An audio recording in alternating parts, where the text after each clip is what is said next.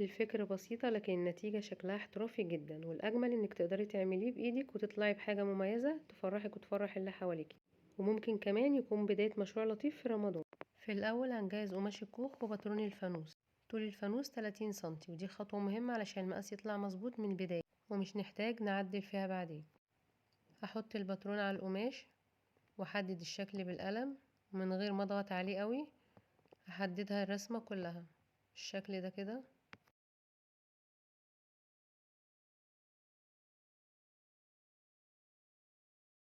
بعد ما حددت الرسمة كلها هقص قطعتين شبه بعض بالظبط علشان لما يجوا على بعض يدوا نفس الشكل ونفس المقاس من غير اختلاف. بعد ما اخلص القص هاخد قطعة واحدة بس في ايدي وابدأ اشتغل عليها للتزيين لانها تبقى الواجهة اللي تبان قدام. هبدأ اختار صورة مطبوعة مناسبة لجو رمضان، او ممكن شخصية او هلال ونجوم او اي رسمة تحبيها عموما، ومعاها شوية ورد او ستيكر خفيفة تدي روح حلوة للفانوس. لو الفانوس لطفل فكرة الاسم بتفرق جدا وبتخليه يحس ان الحاجة معمولة علشانه هو بس. ولو مش عايزة اسامي خالص عادي جدا ممكن تعتمدي على الرسومات والتزيين اللي انتي هتعمليه وهيطلع شيك برضو. الموضوع كله ذوقك وانتي متخيلة الشكل النهائي ازاي. اول ما احدد اماكن التزيين هثبت الصورة المطبوعة بالمكوى على القماش ومن غير حرارة عالية قوي علشان القماش ما يتحرقش معايا. بعدها هضيف الاسم اللي مجهزاه قبلها، وممكن استخدم فوم او قماش ملون علشان يبقى بارز شوية. وهستخدم شرايط رفيعة اعمل بيها فواصل الفانوس من فوق ومن تحت، ودي بتفرق جدا في الشكل وبتخليه منظم وشيك. وممكن ازود شوية ورد صغيرة او خرز خفيف حسب اللي متوفر عندي. المهم كل اضافة هنحطها تبقى في مكانها علشان الشكل يفضل مريح للعين. بعد ما اخلص التزيين خالص واتأكد ان كل حاجة ماسكة كويس ومفيش طرف مفكوك، هجيب القطعتين على بعض وهخلي الناحية اللي فيها التزيين تبقى من بره، وابدأ اقفل الاطراف واحدة واحدة عشان التقفيل يطلع مظبوط معايا. انا بحب استخدم غرزة بخيط الكنفة لانها بتدي شكل حلو كأنها جزء من الديكور، وبصراحة بتطلع شكلها تحفة.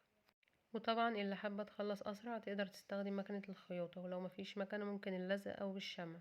اهم حاجة التقفيل يبقى متماسك ونضيف.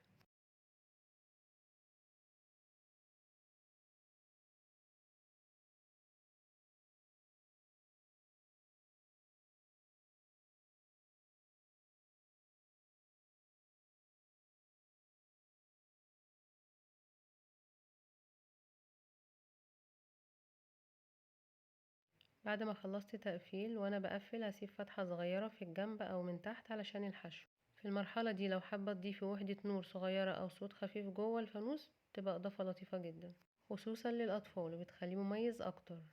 بعد كده هجيب الفايبر وابدأ احشي واحدة واحدة، كل شوية اوزع الحشو بايدي علشان يوصل لكل الزوايا وما يسيبش فراغات. كل ما الحشو يتوزع صح الفانوس بياخد شكله مجسم اكتر. اول ما اوصل للشكل اللي انا عايزاه واحس ان الفانوس بقى متماسك هقفل الفتحة الصغيرة بنفس الغرزة اللي انا استخدمتها في باقي الاطراف علشان الشكل يفضل موحد. اخر خطوة بقى هركب شريط من فوق، ممكن يكون شريط ستان او من نفس قماش الكوخ. الشريط ده بيسهل مسكة الايد او تعلقيه في الاوضة او على الباب وبيكمل الشكل العام للفانوس. وبكده يكون الفانوس خلص قدامنا بالشكل المجسم الجميل ده. والتزيين فيه روح رمضاني جميلة وحاجة بسيطة بايدك لكن شكلها في الاخر مبهج ويعيش معاكي كل سنة. لو الفكرة عجبتك متنسيش تشتركي في القناة عشان يوصلك كل جديد.